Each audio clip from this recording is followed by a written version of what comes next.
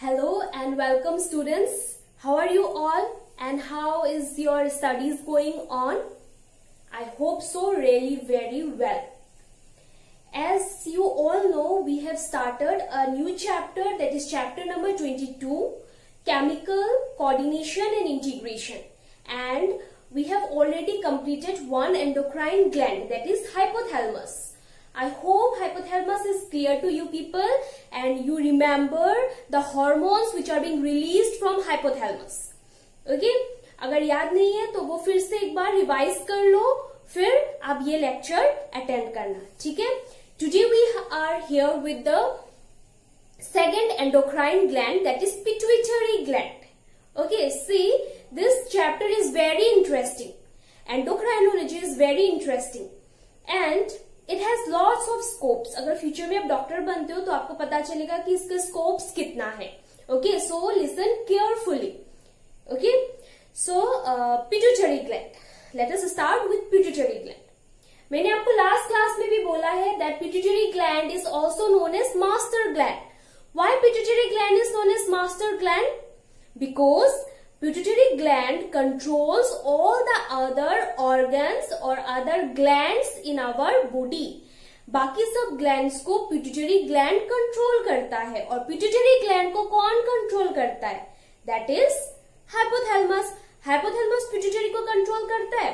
This is hypothalamus, this is pituitary. Hypothalamus pituitary को control करता है and pituitary बाकी ग्लैंड्स को कंट्रोल करता है. So उन दोनों में काफी अंडरस्टैंडिंग या कोऑर्डिनेशन है, ठीक है? So let us start with pituitary gland. Pituitary gland also known as master gland. Okay, pituitary gland का लोकेशन क्या है, वो कहाँ लोकेटेड है? Pituitary gland is located at the base of brain and is connected to hypothalamus. वो hypothalamus से connected रहता है by means of a stalk known as hypophyseal stalk. ये वो कनेक्शन का नाम है, hypophyseal stalk. ओके, जहां से आपका पिट्यूटरी हाइपोथैलेमस से कनेक्टेड होता है, hypophyseal stalk. पिट्यूटरी का स्ट्रक्चर आपका ग्राम पी आपने देखा होगा, मटर देखा होगा, मटर के साइज का होता है वो पिट्यूटरी ग्लैंड, ठीक यहाँ पे रहता है. ओके, हाइपोथैलेमस के ठीक नीचे रहता है. मैंने बोला था ना हाइपोथैलेमस यहाँ पे आपका बेस ऑफ डायनसेफेलॉन रहता है, उसी के ठीक नीचे रहता है पिट्यूटरी. ठीक ये यहाँ पे एक स्फेनोइड बोन है, जब मैं बोन्स पर आऊंगी तब बोलूंगी. यहाँ पे एक स्फेनोइड बोन है, वो बोन के कैविटी में रहता है आपका पिट्यूटरी ग्लैंड. और पिट्यूटरी ग्लैंड और हाइपोथैलेमस कनेक्टेड रहता है bye means of hypophyseal stock. Pituitary gland consists of 3 lobes. Pituitary gland consists of 3 lobes. Okay? अगर मैं pituitary gland का structure बनाऊं, it is something this.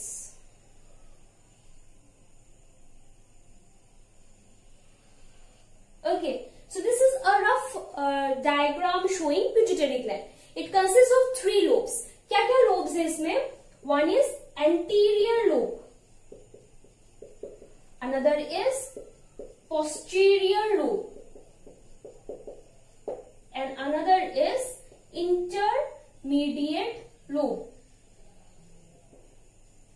These are the 3 lobes of pituitary gland, that is anterior lobe. Anterior lobe को और एक नाम से जाना जाता है adrenohypophysis. Posterior lobe is also known as neurohypophysis. Intermediate lobe is also known as pars intermedia. आप जब भी मेरा लेक्चर अटेंड करो, sit with a pen and a copy, ठीक है? अभी मैं जो भी बोलूंगी सब कुछ नोट डाउन करके रखना. It is very important. ये आपको बहुत हेल्प करेगा जब आप पढ़ोगे. It will help you a lot, ठीक है? सो ये है anterior pituitary, anterior lobe of pituitary, posterior lobe of pituitary and intermediate lobe. Intermediate lobe इतना मतलब विजिबल नहीं है. अगर मैं पिट्यूटरी ग्लैंड देखूं तो इंटरमीडिएट लोब ठीक मिडिल में रहता है, वो इतना डेवलप्ड नहीं है, ठीक है? एंटीरियर लोब से टोटल 6 हॉर्मोन्स रिलीज होता है. डू यू रिमेम्बर हॉर्मोन्स किसे कहते हैं? याद होगा सबको. Okay, so anterior lobe releases 6 hormones, posterior lobe releases 2 hormones and intermediate lobe releases 1 hormone. So total कितना हुआ? 6, 7, 8, 9. Total 9 hormones are being released from pituitary gland alone. बाकी और दूसरा कोई ऐसा एंडोक्राइन ग्लैंड नहीं है हमारे बॉडी में जिससे 9 हार्मोन्स रिलीज होता है। एकमात्र पिट्यूटरी ग्लैंड ही ऐसा ग्लैंड है जिससे टोटल 9 हार्मोन्स रिलीज होता है। It's not a matter of joke, it's quite a large amount. Okay, इसलिए पिट्यूटरी ग्लैंड को मास्टर ग्लैंड कहा जाता है, बिकॉज वो बाकी सब ग्लैंड को कंट्रोल कर सकता है। ठीक है, so let us see each and every lobe and the hormones release by each and every lobe. पहले हम देखते हैं anterior lobe. So anterior lobe of pituitary secretes total 6 hormones. Okay, let us see those 6 hormones one by one. See, this is very important. So please sit with the pen and a copy. मैं ये बार बार बोल रही हूँ, अब आप एक pen और copy ही लेके बैठना और जो जो पॉइंट्स में बोलूँ सब कुछ नोट डाउन करके रखना। नो डाउट मैंने नोट्स में भी दिया है, स्टिल आप जब पढ़ोगे that will be beneficial for you people. आप इजिली स्टडी या ग्रैप्स कर पाओगे। ठीक है, सो फर्स्ट आपका टोटल 6 हार्मोन्स रिलीज होता है from anterior lobe of pituitary. The 6 hormones एक एक करके हम देखते हैं। ठीक है, so first hormone is growth hormone. Growth hormone नाम से ही पता चल रहा है, ग्रोथ हार्मोन। ग्रोथ हार्मोन क्या करता है? It is mainly responsible for overall growth of our body. हमने लास्ट क्लास में भी देखा था कि हाइपोथैलेमस से दिस इज हाइपोथैलेमस से एक हार्मोन रिलीज हुआ, वो पिट्यूटरी ग्लैंड में आया। पिट्यूटरी ग्लैंड अभी दूसरे ग्लैंड में जाके एक्ट करता है। सो ग्रोथ हार्मोन के केस में क्या होता है? हाइपोथैलेमस क्या रिलीज करता है? Growth hormone releasing hormone. तब पिट्यूटरी को सिग्नल मिलता है, ओ अच्छा ग्रोथ हार्मोन रिलीजिंग हार्मोन निकल गया है, then I have to release growth hormone. So वो ग्रोथ हार्मोन रिलीज करता है and that hormone goes and act into different cells और टिश्यूज ऑफ आवर बॉडी। उसका कोई ग्लैंड नहीं है, एकमात्र ग्रोथ हार्मोन ही एक ऐसा हार्मोन है जो कोई ग्लैंड पे एक्ट नहीं करता है। So this can be a question, which is the hormone which doesn't name a hormone which is being released from anterior pituitary which does not act on any other glands। कौन सा होगा? Growth hormone. बाकी सब hormones कोई ना कोई आपका gland में एक्ट करता है। एकमात्र ग्रोथ हार्मोन ही ऐसा ग्लैंड है जो कोई आपका ग्लैंड पे एक्ट नहीं करता। ठीक है, सो वो क्या करता है? ओवरऑल हमारा बॉडी में ग्रोथ कॉज करवाता है। ठीक है, हम जैसे अभी है, क्यों है? Because of growth. ओके, सो ये ग्रोथ किसने कॉज करवाया? That is growth hormone. Okay, और ये ग्रोथ हार्मोन कहाँ से रिलीज हुआ? From pituitary. और पिट्यूटरी से रिलीज होने के लिए उसको सिग्नल कहाँ से मिला? From hypothalamus. हाइपोथैलेमस उसे सिग्नल दिया कि ग्रोथ हार्मोन रिलीज करो। Okay, by releasing growth hormone, releasing hormone. So growth hormone is responsible for overall growth of our body. लिख के रखना, it is responsible for growth of our body. अभी ये growth hormone अगर किसी के body में बहुत ज्यादा अमाउंट में रिलीज हो जाता है तो क्या होता है? It leads to a condition known as gigantism. Okay, it leads to a condition known as gigantism, that is unusual growth होना, बहुत ज्यादा उसका हाइट होना, दैट इज जाइजेंट होना। ठीक है, जैसे कि ग्रेट खली। ओके, देखा होगा आपने नहीं देखा होता गूगल कर लेना। ठीक है, सो क्या होता है? एबनॉर्मल बॉडी का ग्रोथ होता है। ठीक है, that is what is gigantism. And अगर वो बहुत कम अमाउंट में सिक्रीट होता है, ओके, किसी की बॉडी में अगर वो बहुत कम अमाउंट में सिक्रीट होता है, then it leads to a condition known as dwarfism. Dwarfism होता है मतलब वो एकदम छोटा हाइट का होता है। आपने देखा होगा सर्कस वगैरह में जोकर वगैरह रहता है इतना छोटा हाइट का। Okay, so that is what is dwarfism. Okay, तो वो क्यों होता है? बिकॉज ग्रोथ हार्मोन उनकी बॉडी में कम अमाउंट में रिलीज होता है। एंड अगर ग्रोथ हार्मोन ज्यादा अमाउंट में रिलीज होता है इन एडल्ट, बड़े होकर अगर आपका बॉडी में ग्रोथ हार्मोन ज्यादा अमाउंट में रिलीज होता है, then it leads to a condition known as acromegaly. Acromegaly, ये टर्म याद रखना। Acromegaly is a condition where growth hormone is being released in large amount in adult, बड़े होने के बाद। उसमें क्या होता है कि पूरा बॉडी आपका एबनॉर्मल ग्रोथ नहीं होगा, उसमें बॉडी का कोई पार्ट, जैसे कि फिंगर, कोई एक फिंगर हो गया, या हाथ हो गया, हाथ बहुत बड़ा हो गया, या फिंगर बहुत लंबा हो गया। ओके, या ना आपका जो टोज है वो बड़ा हो गया। So that condition is known as acromegaly. और जाइजेंटिज्म मतलब ओवरऑल बॉडी आपका ग्रोथ होना, एक्सेसिव ग्रोथ होना। और जाइजेंटिज्म क्यों होता है? Because of over secretion of growth hormone during childhood. Okay, so growth hormone हो गया। Next is adrenocorticotrophic hormone. Adrenocorticotrophic hormone also known as ACTH। Okay, ACTH इसको और एक नाम से जाना जाता है, दैट इज कोर्टिकोट्रोफिन। ये लिख के रखना, it is also known as corticotrophin. And अच्छा, growth hormone is also known as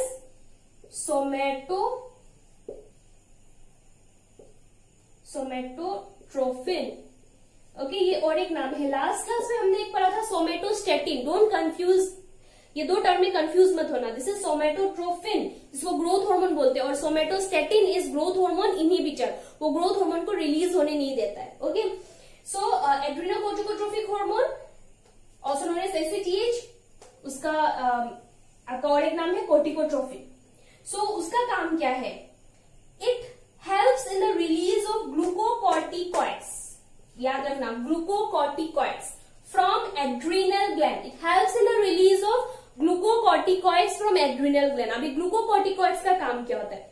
glucocorticoids नाम से ही पता चल रहा है, ग्लूकोकॉर्टिकॉइड्स आपका जो बॉडी में जो ग्लूकोज होता है या कार्बोहाइड्रेट्स होता है या प्रोटीन या फैट, उनको उनका मेटाबॉलिज्म में हेल्प करता है। ठीक है, ये हम डिटेल में पढ़ेंगे जब एड्रिनल ग्लैंड में पढ़ाऊंगी। ठीक है, सो इसमें क्या होता है, आपका हाइपोथैलेमस से एक सिग्नल रिलीज होता है। In case of adrenocorticotrophic hormone कौन सा सिग्नल रिलीज होगा? Do remember a hormone release from hypothalamus known as corticotrophin releasing hormone. Corticotrophin releasing hormone, okay, ये हाइपोथैलेमस से रिलीज हुआ, पिट्यूटरी में गया। ओ, पिट्यूटरी को सिग्नल मिला, ओ कोर्टिकोट्रोफिन रिलीज हार्मोन निकल गया है, अभी मुझे क्या रिलीज करना है? ACTH। अभी पिट्यूटरी ACTH रिलीज करेगा, and this ACTH hormone will go and act on which gland? That is adrenal gland. Adrenal gland हमारे बॉडी में किडनी के ऊपर लोकेटेड है। एड्रिनल ग्लैंड भी हम देखेंगे डिटेल में। ठीक है, adrenal gland is also an endocrine gland, तो हम इसको डिटेल में देखेंगे। सो ACTH एड्रिनल ग्लैंड में जाता है और एड्रिनल ग्लैंड से आपका हार्मोन्स रिलीज होता है, that is glucocorticoids. Okay, so in this way एक ग्लैंड दूसरे ग्लैंड के साथ कोऑर्डिनेट करके चल रहा है, इसीलिए तो इस चैप्टर का नाम कोऑर्डिनेशन पड़ा। Okay, so next is the third hormone, that is thyroid stimulating hormone, TCH, also known as thyrotropin. Okay, thyroid stimulating hormone नाम से पता चल रहा है, ये हार्मोन क्या करेगा? It stimulates the release of thyroid hormones. यहाँ पे हार्मोन्स होगा, it stimulates the release of thyroid hormones from thyroid gland. Thyroid gland, मैंने बोला था ना थायराइड ग्लैंड यहाँ पे लोकेटेड है। So this hormone helps in the release of thyroid hormones from thyroid gland. तो इन केस ऑफ TCH क्या होता है? आपका क्या सिग्नल मिलेगा उसे? Do you remember the name of hormone जो हाइपोथैलेमस से रिलीज होगा? That is thyrotropin releasing hormone.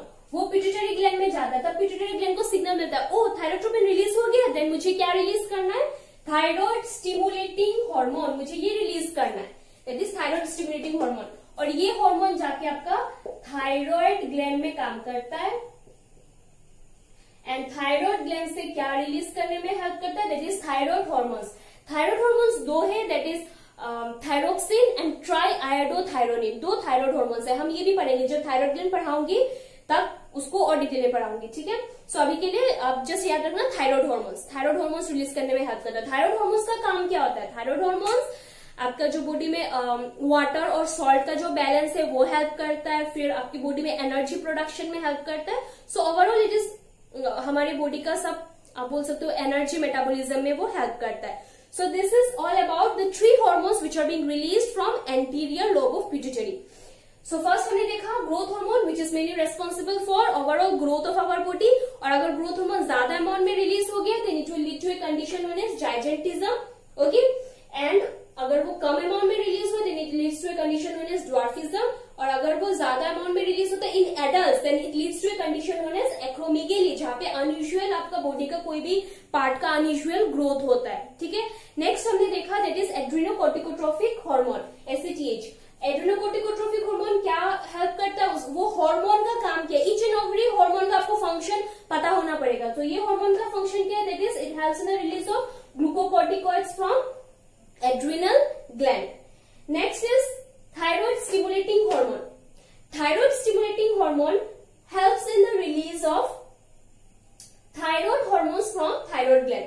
Thyroid gland से थायराइड हार्मोन्स रिलीज करने में हेल्प करता है, that is thyroid stimulating hormone. Now let us see the next 3 hormones which are being released from anterior lobe of pituitary. The fourth hormone released by anterior lobe of pituitary is follicle stimulating hormone, which is also known as FSH. उसको mostly FSH नाम से ही जाना जाता है, follicle stimulating hormone. ये hormone आपका mail और female दोनों के बॉडी में अलग अलग काम करता है. ठीक है, रिमेम्बर दैट. बाकी 3 जो हमने हार्मोन पढ़ा, दैट इज ग्रोथ हार्मोन, फिर adrenocorticotrophic hormone, thyroid stimulating hormone, male और फीमेल की बॉडी में सेम काम करता है. लेकिन अब जो हम हार्मोन्स पढ़ेंगे, that is the hormones have different role in male and female. ठीक है, सो follicle stimulating hormone, it has different role in female as well as in males. पहले हम मेल्स में देखते हैं, मेल्स में क्या रोल है. मेल्स में it helps in spermatogenesis. Now what is spermatogenesis? Spermatogenesis is a process of formation of sperms in the testes of male. आपने क्लास 10 में पढ़ा होगा कि मेल और फीमेल गेमेट होता है. मेल गेमेट का नाम है स्पर्म एंड फीमेल गेमेट का नाम है ओवरीज. फीमेल गेमेट का नाम है एग या ओवम.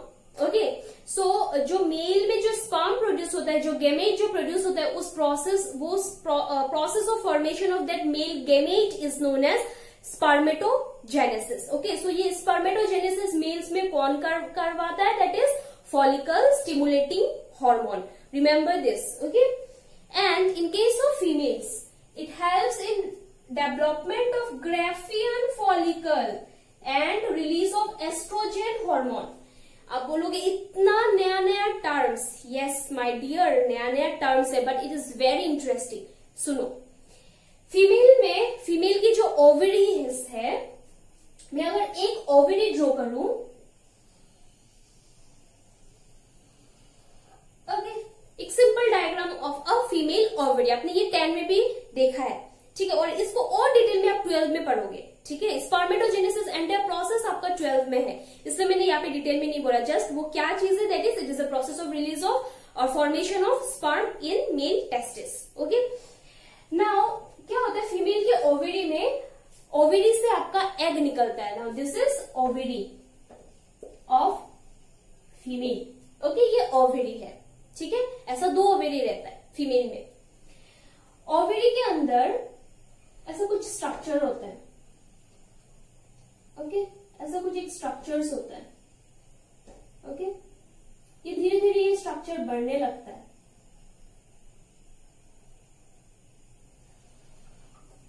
ओके, इस स्ट्रक्चर का नाम है ग्राफियन फॉलिकल. मैं यहाँ पे शॉर्ट फॉर्म में लिखा ग्राफियन फॉलिकल. इसी स्ट्रक्चर का नाम है ग्राफियन फॉलिकल. और यहाँ पे अंदर में आप देख सकते हो एक ब्लैक डॉट. इस ब्लैक डॉट का नाम है ओवम या एग. ओवम, OVUM, ओवम या एग. ओके, जब मैं यहाँ पे लिखती हूँ. ओके, अभी जब फीमेल में मेंस्ट्रुअल साइकिल होता है, जो आप पढ़े होंगे 12 में, तब क्या होता है, एवरी मंथ फीमेल में मेंस्ट्रुअल साइकिल होता है. ड्यूरिंग दैट मेंस्ट्रुअल साइकिल आपका एग रिलीज होता है in females. Okay, so egg release होता है. सो ये है ग्राफियन फॉलिकल. ग्राफियन फॉलिकल के अंदर है एग. ये एग रिलीज हो गया, बाहर निकल गया. ठीक है, ये बाहर आ गया. अभी ये है एग या ovum. This process of release of egg is known as ovulation. इसे ओवुलेशन कहते हैं. ओके, ये प्रोसेस का नाम है ओवुलेशन. मैं यहाँ पे लिख रही हूं ओवुलेशन. ओवुलेशन मतलब the process of release of egg या ओवम फ्रॉम ओवरी. ओवरी से from graafian follicle. From graafian follicle से एग का रिलीज होना, उस प्रोसेस को बोलते हैं ओवुलेशन. ठीक है, अभी ओवुलेशन होने के बाद ग्राफियन फॉलिकल के अंदर तो अभी नहीं रहेगा एग. ठीक है, अभी ये एम्प्टी ग्राफियन फॉलिकल हो गया. एंड दिस एम्प्टी, खाली, एम्प्टी मतलब खाली, this empty graafian follicle is known as corpus luteum. इतना नया नया टर्म्स है ना. फर्स्ट हमने देखा फीमेल के ओवरी में ये सब मेच्योर होता है, ठीक है। फर्स्ट हमने देखा ग्राफियन फॉलिकल, ग्राफियन फॉलिकल के अंदर है एग या ओवम, ठीक है। और मेंस्ट्रुअल साइकिल के टाइम आपका ओवम रिलीज होता है बाहर, वो process of release of ovum को बोलते हैं ओवुलेशन, ओके। सो ओवुलेशन होने के बाद जो ग्राफियन फॉलिकल रह जाता है, that remnant of Graafian follicle is known as corpus luteum, okay, it is known as corpus luteum, याद रखना नाम, okay, corpus luteum। ये ग्राफियन फॉलिकल एक फीमेल हार्मोन रिलीज करता है, मेल में हार्मोन अलग है और फीमेल में हार्मोन्स अलग है। मेल हार्मोन का नाम है टेस्टोस्टेरोन और androgen, it is also known as androgen, and the name of female hormone is estrogen, progesterone and relaxin। 3 hormones are being released in case of females। ये जब मैं ओवरी पढ़ाऊंगी तो बोलूंगी इन मोर डिटेल, ओके। फीमेल में 3 आपका hormones release होते हैं, इन case of males only 2, that only one that is testosterone or also known as androgen, okay। so am I clear with this? ये समझ में आया? ये समझ में आने से बाकी हॉर्मोन्स भी आपको समझ में आएगा, ठीक है। तो क्या होता है, फीमेल के ओवरी में आपका ग्राफियन फॉलिकल मैच्योर होता है और मैच्योर्ड ग्राफियन फॉलिकल के अंदर एग रहता है, बहुत सुंदर सा। Suppose this is Graafian follicle, उसके अंदर एग है, ठीक है, egg. It's very beautiful. Nature हमारे बॉडी को इतना सुंदर, इतना ब्यूटीफुल बनाया नेचर ने। देखो ग्राफियन फॉलिकल, उसके अंदर है एग, ठीक है। एंड एवरी मंथ आपका ये एग रिलीज होता है and it is waiting for sperm to get fertilise, okay. जो फर्टिलाइजेशन में होता है, जो आप 12 में पढ़ोगे इन मोर डिटेल, ठीक है। Now this process of release of egg from graafian follicle is known as ovulation, okay. Egg को ओवम भी बोलते हैं, ठीक है। अभी ये ग्राफियन फॉलिकल खाली रह गया, this empty graafian follicle is known as corpus luteum, okay. Corpus luteum आपका फीमेल हार्मोन रिलीज करता है, दैट इज प्रोजेस्टेरोन, ठीक है, प्रोजेस्टेरोन। और एस्ट्रोजन रिलीज होता है ग्राफियन फॉलिकल से, ठीक है। मैंने पहले एक मिस्टेक किया, मैंने बोला था कि वो 3 हार्मोन्स आपका ग्राफियन फॉलिकल से निकलता है, नो, ग्राफियन फॉलिकल से रिलीज होता है एस्ट्रोजन एंड कॉर्पस ल्यूटियम से रिलीज होता है प्रोजेस्टेरोन एंड रिलैक्सिन हार्मोन, ठीक है।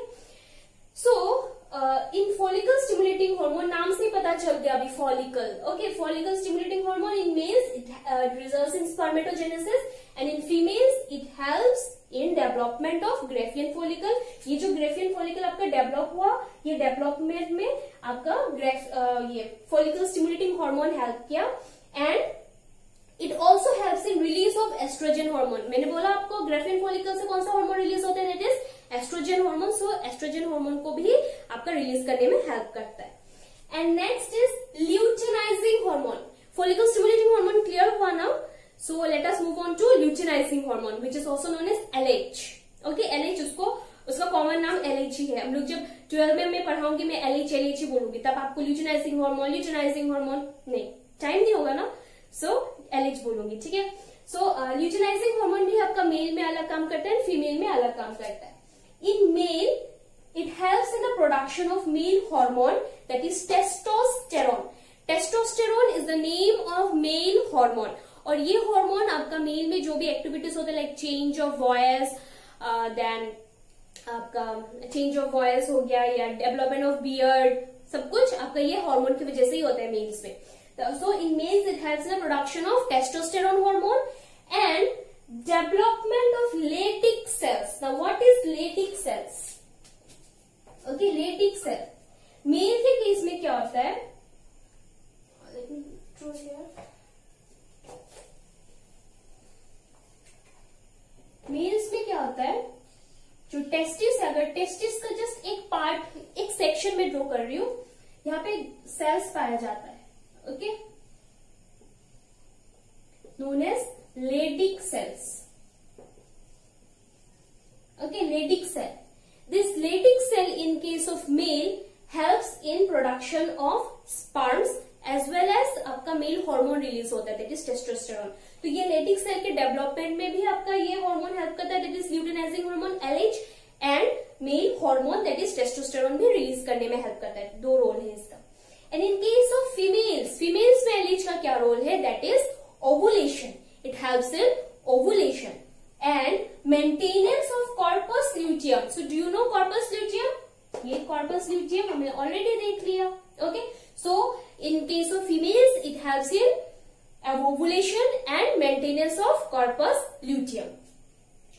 Now so luteinizing hormone का काम या function समझ में आया. So in males it helps in the production of male hormone, that is testosterone, as well as development of Leydig cells, and in case of females it helps in ovulation and maintenance of corpus luteum. Now let us see the sixth hormone which is being released from anterior lobe of pituitary.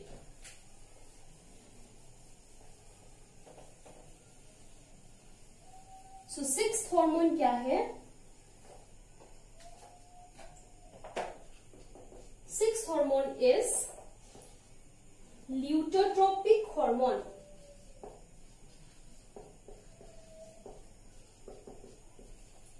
ल्यूटोट्रोपिक hormone का और एक common नाम है that is prolactin. इसका भी अलग अलग role है.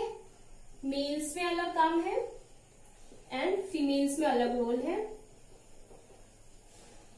In females it helps in production of milk.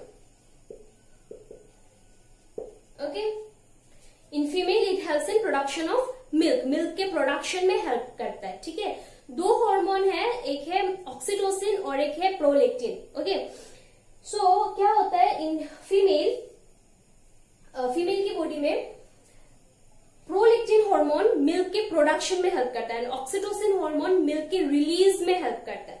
सो अब don't get confuse between this two hormones. Okay, usually students do that, वो कंफ्यूज हो जाते हैं between this two. Okay, don't do that. Prolactin hormone milk के production में, पीपी आप याद कर सकते हो, प्रोलैक्टिन प्रोडक्शन. ओके, याद हो जाएगा ना, prolactin production and oxytocin release of milk. Milk को रिलीज करने में हेल्प करता है. ठीक है, and in case of males the function of prolactin hormone और ल्यूटोट्रोपिक हार्मोन इज नॉट नोन. अभी तक क्लियर नहीं है. ठीक है, मगर आपकी बुक में भी नहीं है इसका फंक्शन, बट स्टिल रिसर्च चल रहा है इसके ऊपर. और एक रिजल्ट आया कि this hormone in males helps in activation of luteinising hormone receptor in Leydig cells. Okay, अभी मैंने आपको बोला था ना लेडिक सेल्स, वो तो मैंने रब कर दिया. ओके, सो यहाँ पे फिर दिखा देती हूँ. लेडिक सेल के सरफेस में रिसेप्टर को एक्टिवेट करता है. वो रिसेप्टर को एक्टिवेट करता है ताकि ल्यूटिनाइजिंग हार्मोन जाके इजीली काम कर सके. ल्यूटिनाइजिंग हार्मोन जाके इजीली काम कर सके, उस रिसेप्टर को एक्टिवेट करता है. और ल्यूटिनाइजिंग हार्मोन का काम क्या है इन मेल्स में? That is testosterone. So ultimately वो टेस्टोस्टेरोन हार्मोन को रिलीज करने में हेल्प करता है. Okay, so this is the role of lutetropic hormone or prolactin in males. That is activation of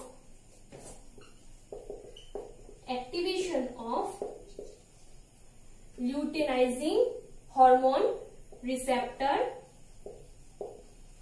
in Leydig cells. Okay, जिसके कारण testosterone hormone release हो पाता है. Okay, so that's all for the 6 hormones which are being released from anterior lobe of pituitary. ठीक है, so first हमने देखा growth hormones. Growth hormone क्या करता है? ओवरऑल ग्रोथ कॉज करवाता है. ठीक है, देन हमने देखा योर एड्रिनोकोर्टिकोट्रोपिक हार्मोन. वो क्या करता है? It helps in release of glucocorticoids from adrenal gland. Then हमने देखा thyroid stimulating hormone which helps in release of thyroid hormones from thyroid gland. फिर हमने देखा follicle stimulating hormone जिसका मेल्स में अलग काम है और फीमेल में अलग काम है. follicle stimulating hormone चाइल्डहुड में नहीं रिलीज होता है. it is being released in puberty, after puberty के बाद वो रिलीज होता है. so that hormone what it does it has separate role in male and female. okay, so females में वो क्या करता है? that is helps in development of Graafian follicle as well as it helps in release of female hormone that is estrogen. and males में क्या करता है? Graafian follicle stimulating hormone that is it helps in spermatogenesis. फिर हमने देखा luteinizing hormone और LH. LH males में क्या करता है? it helps in release of testosterone hormone as well as development of Leydig cells. and females में वो क्या करता है? It helps in ovulation and maintenance of corpus luteum. Corpus luteum का मेंटेनेंस होना बहुत जरूरी है, क्योंकि कॉर्पस ल्यूटियम से प्रोजेस्टेरोन हार्मोन रिलीज करता है, जिसको हम प्रेगनेंसी हार्मोन भी बोलते हैं। ठीक है, ये भी मैं पढ़ाऊंगी डिटेल में। नेक्स्ट आपका हमने देखा about luteotropic hormone which is also known as prolactin. Males में प्रोलेक्टिन का काम इतना डिटेल में अभी तक जाना नहीं गया। जब आप लोग बड़े बड़े साइंटिस्ट बन जाओगे then obviously you will do that research. Okay, I hope आप लोग करोगे। So my good wishes are always with you people. So luteinizing hormone prolactin क्या करता है मेल्स में, दैट इज आपका ल्यूटिनाइजिंग हार्मोन रिसेप्टर को वो एक्टिवेट करता है ताकि टेस्टोस्टेरोन का रिलीज हो सके, टेस्टोस्टेरोन ज्यादा अमाउंट में रिलीज हो सके। And in case of females वो क्या करता है, it helps in production of milk. Okay, so that's all for today. हमने आज बस आपका पिट्यूटरी ग्लैंड का एक लोब ही पढ़ा, that is anterior lobe of pituitary. In my next class or my coming classes, I'll be teaching you posterior lobe of pituitary and intermediate lobe of pituitary. So अगर आपको ये समझ में आया, then you can like my video and also you can share this video as well as you can subscribe to my channel. So study well. Thank you.